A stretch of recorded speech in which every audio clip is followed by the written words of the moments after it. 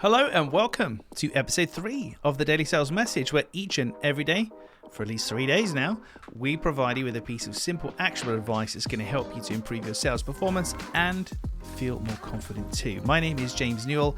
I teach people how to sell for a living, and for me it comes in 2 parts. The first part is having what I call a clear sales message, so people have to understand what you're trying to sell to them.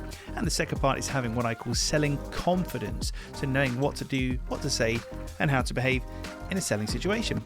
In this episode, we're looking at something that's really close to my heart, something I've obsessed over for the past 5 years or so, and that's social proof. Social proof is just the posh term for reviews, case studies, testimonials, evidence, basically.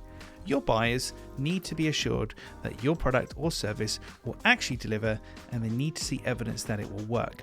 But there's a really funny thing that happens where when we are buyers ourselves, and we're looking to buy things, if we use Amazon as the example, we often check the number of reviews, the quality of the reviews, so we want as many reviews as possible, the highest star rating as possible. And I don't know about you, but I also look at the 1-star reviews as well to say, okay, well, if something does go wrong, how bad is it? What can happen?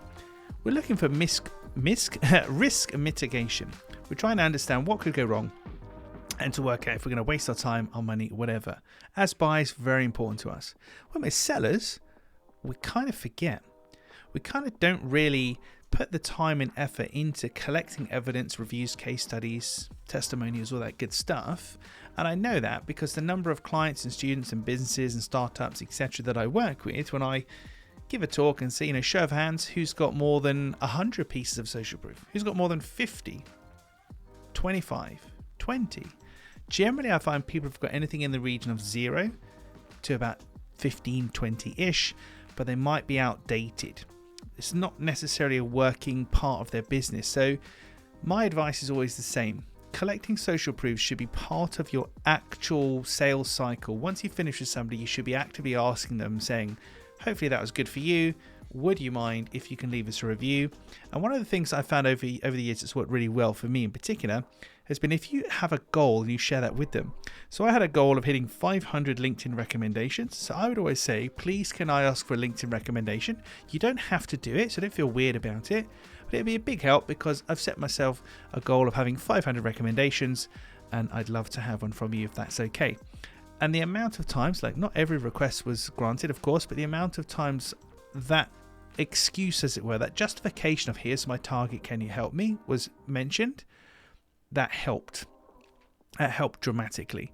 So from today, what I'd like you to do is make this part of your sales process. Every time you finish with a customer, deliver a new piece of product or a project, whatever your business looks like for you, at the point where you're asking the customer, are you happy with everything? When they say yes, that's your chance. Great to hear that you're happy with that. I wonder if you can help us. We're trying to hit 100 reviews on Trustpilot, and I wondered if I could ask you for a review, please. Please don't feel like you have to do it, but I wondered if you can help. Ask them in a simple way like that. Make it as easy and take it or leave it as possible, but predicate on the notion that you've done good work and you are a nice person. 7 to 8 times out of 10, people will say, yep, do you know what? I will do that for you, and you'll get it. And before long, you'll have 10, 20, 50, 100, 500 reviews, case studies, testimonials.